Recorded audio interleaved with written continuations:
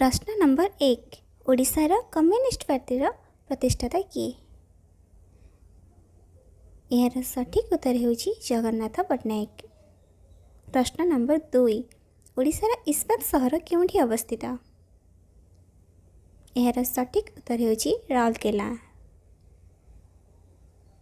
प्रश्न नंबर 3 ओडिशार गंगा काहाको कुहाଯାଏ। यार सठिक उत्तर होउछि बैतरणी।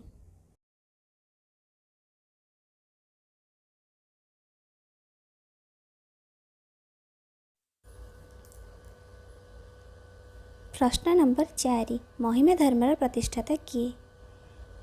यार सठिक उत्तर होउछि महिमा गोसाई। प्रश्न नंबर 5 पिपिली काहेकि प्रसिद्ध। यार सठिक उत्तर होउछि चांदुआ। पिपिली चांदुआ पई प्रसिद्ध। प्रश्न नंबर 6 ओडिशा रे केबे महाबात्या होइतिला। यार सठिक उत्तर होउछि 1999। ओडिशा रे 1999 मसीह रे महाबात्या होइतिला।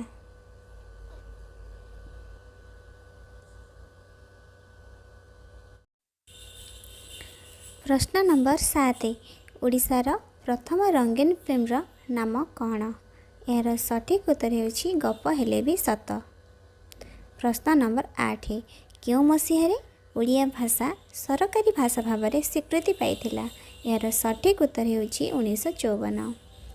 प्रश्न नंबर 9 राज्यसभार सभ्य संख्या केते। यार सठिक उत्तर होउछि 250।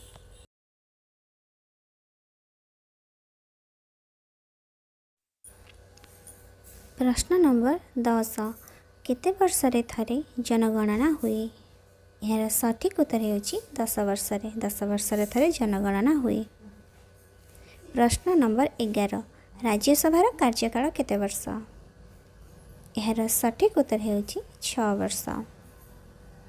प्रश्न नंबर 12 भारतर सर्वाधिक साक्षर राज्य किए। यार सठिक उत्तर होउछि केरल।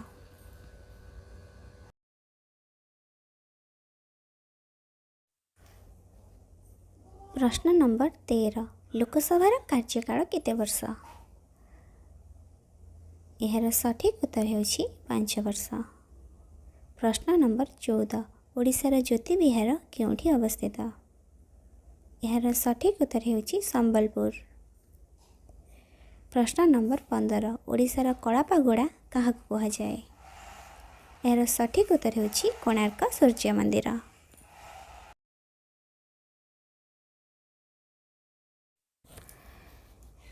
प्रश्न नंबर 16 ओडिशार सर्वाधिक मरुड़ीग्रस्त जिला केउंटी। यार सठिक उत्तर होउछि कलाहांडी। प्रश्न नंबर 17 ओडिशार अर्क क्षेत्र केउंठी अवस्थित। यार सठिक उत्तर होउछि कोणार्क। प्रश्न नंबर 18 ओडिशार स्वर्ण त्रिभुज काहाको कुहाଯାଏ। यार सठिक उत्तर होउछि पुरी भुवनेश्वर कोणार्क।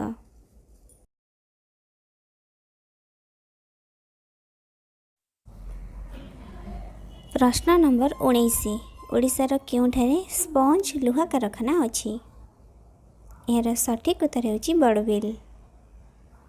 प्रश्न नंबर 20 ओडिशार शंखपत्र केउंठी अवस्थित। यार सठिक उत्तर होउछि पुरी। प्रश्न नंबर 21 ओडिशार ठाकुराणी पहाड़रू कौन मिली थाए। यार सठिक उत्तर होउछि लुहा पत्थर।